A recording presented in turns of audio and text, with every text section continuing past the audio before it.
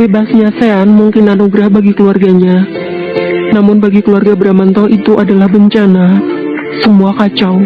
Irham semakin tidak terkendali lantaran merasa kehilangan kesempatan yang diharapkan bisa merebut Zelina kembali. 2 minggu berlalu sejak Irham memilih pergi, Bramanto berusaha mencari keberadaan putranya ke Jakarta. Siapa tahu Irham justru nekat menemui Zelina, begitu pikirnya. Namun ke Jakarta hanya buang-buang waktu karena Irham juga tidak ada di sana. Niat hati menemukan putranya, Bramanto justru semakin sakit kepala kala mengetahui Ana, putri angkatnya justru lancang ke lapas dengan membawa serta Satria, sang anak. Keputusan itu jelas membuat Bramanto murka, hingga meluapkan kemarahannya pada seseorang yang sangat dia sadari sebagai penyebab putranya hancur, Sean. Bagaimana, Pak? Tidak ada. Entah kemana anak itu. Anak buah papa juga sudah mencarinya. Tapi Assalamualaikum. Baru juga Bramanto pulang usai mencari keberadaannya, kini putranya kembali dengan wajah lesu dan rambut acak-acakan di sana. Sudah lebih 2 tahun, tapi keadaannya masih sama jika pulang ke rumah. Dari mana saja kau? Tanpa menjawab salam lebih dulu, pria parubaya itu justru menyambut Irham dengan sebuah tamparan. Begitu banyak waktu yang terbuang hanya untuk mencarinya. Kini Irham pulang dengan tas ransel yang berada di punggungnya. Papa, kenapa harus ditampar? Irham baru pulang. Tutur wanita itu seakan tidak rela putra sematawayangnya diperlakukan kasar. Mama terlalu memanjakannya. Lihat, semakin lama dia semakin kurang ajar. Irham masih diam. Bibirnya terlalu malas untuk berucap. Kehilangan Zelina sudah cukup membuatnya lelah. Ini adalah alasan Irham benar-benar malas untuk pulang. Kalau ditanya dijawab. Dari mana saja kau? Kau masih mengejar wanita kampungan itu, ha? Buka matamu. Wanita itu tidak lebih dari wanita murahan yang mengkhianati calon suaminya beberapa hari sebelum. Papa diam. Zelina tidak murahan. Kalian berdua yang sengaja membatalkan pernikahanku. Balas Irham mengepalkan tangan dengan tatapan tajam yang kini tertuju untuk Bramanto sang papa. Jika memang papa tidak mengizinkanku menikahnya dari awal, kenapa papa bersedia melamar Zelina untukku? Dan kenapa juga papa dan mama harus melakukan hal picik semacam itu dan membuat keluarga Abi Hussein malu? Bramanto mengerutkan dahi. Ia melonggarkan dasinya dan menoleh ke arah sang istri yang hanya menunduk. Beberapa waktu lalu dia mengakui jika malam itu dialah yang menjebak Zelina. Tentu atas perintah Bramanto. Jawab, Pak! Untuk pertama kalinya dalam hidup Irham, dia meninggi di hadapan sang papa dan membuatnya mendapat satu tamparan untuk kesekian kalinya. Pedas dan panas akan menyatu saat ini. Irham merasakan sakit tapi tidak sesakit batinnya tentang Zelina. Kau masih bertanya. Sejak awal papa sudah melarangmu, tapi otak bodohmu itu tidak dapat mencernanya. Semua yang kau putuskan atas hidupmu, papa tidak pernah setuju, Irham. Mata Bramanto begitu santai menatapnya, sementara Irham kini mengeraskan rahang mendengar jawaban sang papa. Jika dipikir-pikir, memang Irham selalu membantah keinginan orang tuanya. Sejak kecil Bramanto ingin Irham mengenyam pendidikan di sebuah sekolah internasional, tapi Irham justru meminta masuk pesantren. Entah siapa yang mempengaruhinya, yang jelas saat itu Bramanto sangat murka.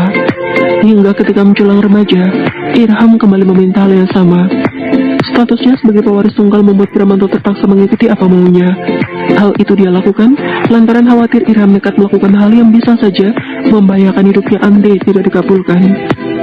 Semakin lama keinginan Irham semakin jauh dari harapan Bramanto sebagai orang tua. Susah payah Bramanto membentuknya menjadi seorang pemimpin perusahaan, putranya justru mantap menjadi seorang pengajar. Satu hal yang paling membuat Bramanto murka ialah dia memilih pondok pesantren yang didirikan Kiai Hussein, seorang ulama yang begitu dia benci lantaran mendirikan pondok pesantren di sebuah tanah yang akan dia beli untuk dijadikan tempat hiburan kala itu. Berawal dari sebuah dendam, Bramanto berencana membalas sakit hati setiap kali melewati pondok pesantren dan megah itu. Hingga ketika Irham meminta agar dijodohkan dengan Zelina, dia menerima tentu saja, tanpa tahu jika niat pria itu hanya ingin nama Kiai Hussein menjadi buruk dengan kejadian yang menimpa putrinya. Papa memang tidak memiliki perasaan. Hanya karena dendam papa mengorbankan perasaanku. Papa tahu bagaimana gilanya aku kehilangan Zelina. Tanya Irham dengan napas yang kini menggebu usai mendengar penjelasan tentang papa. Anggap saja hukuman. Selama ini papa selalu menuruti keinginanmu, Irham. Pa, jangan berlebihan. Ikuti keinginan papa jika tidak ingin dihukum lebih keras lagi. Keras. Bramanto menghukumnya sangat-sangat keras. Bahkan Irham sampai tidak sadar jika apa yang dia jalani selama ini adalah titian hukuman yang direncanakan papanya. Usai mendengar hal itu, Irham berlalu ke kamar sejenak. 2 minggu terakhir dia menghabiskan kesendirian di pondok pesantren Kiai Hussein. Sedikit lebih tenang, walau tetap kacau sebenarnya. Papa memang keterlaluan. Irham anak kita satu-satunya, Pak. Ada Ana. Irham bukan satu-satunya. Bahas Bramanto yang kini memejamkan matanya. Cih, Ana, anak pungut itu maksudmu? Bagiku hanya ada Irham. Jangan pernah samakan statusnya seperti Irham. Sampai kapanpun, aku tidak akan pernah menerimanya. Diam. Dia putri kakakku. Jadi jaga bicaramu. Bramanto melayangkan tatapan tajam ke arah istrinya. Kakak, apa pantas orang sepertimu disebut sebagai adik? Aku khawatir, nasibnya justru sama seperti orang tuanya. Yuda! Bencana yang terjadi beberapa hari lalu tampaknya belum berakhir bagi Yuda. Sudah dia katakan pada Sean mobil itu lebih baik diperbaiki lebih dulu. Namun Sean menolak saran Yuda dan mengatakan bahwa tidak akan ada masalah nantinya. Kini semua ketakutan Yuda benar-benar terbukti. Niat hati menjemput sang kekasih untuk kencan di akhir pekan, pria itu justru mendapat tamukan calon mertuanya sendiri. Tubuh Yuda bergetar. Meski sudah cukup dekat, tetap saja dia memiliki ketakutan pada pria ini. Jelaskan kenapa mobil papa bisa penyok begini. Tanya Michael sembari membuang kulit pisang sembarangan. Wajahnya masih tetap seram, walau sudah makan pisang. Itu apa? Yuda menggigit bibirnya. Sudah Yuda ingatkan dari awal jangan pakai mobil Michael demi menghindari hal yang tidak-tidak. Sebagai seorang yang mengetahui wataknya, Yuda sudah menduga jika akan mendapat masalah semacam ini. Belum jadi menantu, tapi Yuda sudah kerap kali menghadapi Michael yang meledak-ledak dalam menghadapi masalah. Sungguh, sama sekali tidak berubah. Dan Yuda merasa emosi manusia di rumah ini yang normal hanya Sean. Itu juga harus mendekam di penjara dulu selama 2 tahun. Kendati demikian, Yuda tetap sabar menjelaskan apa yang terjadi sesungguhnya. Berusaha memilih kalimat yang sekiranya tidak akan membuat Michael marah besar dan memukulnya dengan tangan gempal itu. Apa? 1 miliar? Gila, mobil apa emangnya? Paling juga rusak sedikit. Dasar tidak punya otak, minta ganti 1 miliar. Omel Michael yang kini kembali meminta Yuda untuk mengambilkan pisang yang lain, karena kini mulutnya sudah terasa kosong. Iya begitu pak, mintanya 1 miliar. Padahal yang nabrak mereka. Tambah Yuda yang seketika merasa sedikit lebih tenang karena kini Michael lebih bisa dikendalikan. Apalagi kalau sampai begitu. Tapi tidak kalian bayar kan?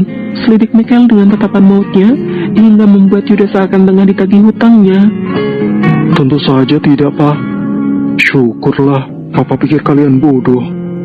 Tenang, Yuda menghela napas lega dan berharap Michael tidak lagi membahas ganti rugi atau semacamnya.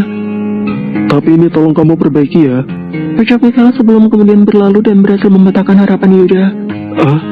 Maksudnya? Saat ini Yuda membawa langkahnya untuk menghalangi langkah Michael segera. Apalagi, kan sudah jelas Yuda. Anu pak, uangnya gimana? Saya belum gajian. Dan yang kemarin sudah habis buat bayar cicilan rumah dan operasi ibu. Jawab Yuda jujur tanpa sedikit pun dia tutup-tutupi. Sebentar. Syukurlah, pria itu masih baik, pikir Yuda, seraya tersenyum simpul kalau Michael merogoh sakunya. Hal ini sedikit aneh. Tidak biasanya pria ini berbaik hati dan bersedia mengeluarkan uang semudah itu. Lama sekali, firasat Yuda mulai berbeda. Dan kini matanya membulat sempurna kala melihat Michael mengeluarkan uang logam 500 rupiah dari saku bajunya. Wajah Yuda sontak berubah dan bingung hendak bagaimana. Andai dia tertawa sudah pasti Michael marah.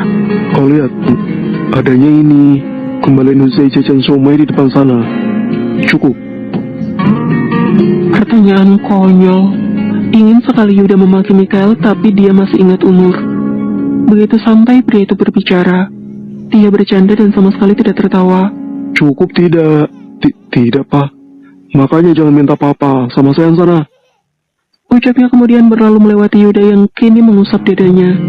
Setelah bertahun-tahun harus terbiasa menghadapi anak-anaknya, Kini Yuda juga harus terbiasa dengan sikap Mikhail. Tidak cukup dengan Sean dan Sean yang banyak maunya, Mikhail juga kerap membuat Yuda kehabisan kata-kata. Sementara di sisi lain, Sean saat ini bahkan sama sekali tidak memikirkan biaya untuk memperbaiki mobil kesayangan papanya. Pria itu tengah berkutat di meja kerja dengan pikiran kacau balau yang hingga saat ini belum bisa dia pecahkan. Beberapa keterangan dari Hito dan juga Divo dia satukan hingga membentuk sebuah catatan kecil di sana. Sean menghubungkan apa yang terjadi di saat ini dengan kejadian 7 tahun silam. Semuanya persis sama. Dahulu Hito mengatakan bahwa bos yang membayarnya ditemukan tewas saat persidangan Hito belum selesai. Pagi tadi, media kembali dikejutkan dengan penemuan mayat penjaga yang mungkin Divo maksudkan sudah terapung di sungai. Jika saya ingat-ingat lagi, cara keji dengan membuang seseorang ke sungai tanpa perasaan adalah kebiasaan Nathan. Tapi tidak mungkin Kunyuki itu pembunuhnya. Kumon Sean pelan. Menurut yang dia ketahui dari Divo, Nathan diringkus tidak lama setelah dia dilarikan ke rumah sakit. Kak, Sean menoleh. Suara itu sejenak menghentikan fokusnya. Entah sejak kapan Yuda di sana, mungkin sudah lama. Pria itu menatap bingung lantaran ekspresi Yuda sama sekali tidak terbaca. ada apa? Apa kau sudah menemukan info tentang orang itu? Tanya Sean tanpa menatap ke arah Yuda yang kini terlihat gelisah. Ah, iya lupa. Astaga, seharusnya aku kasih tahu ini dari awal. Kumam Yuda menepuk keningnya. Mungkin karena hari Minggu dia sampai lupa akan hal sepenting ini.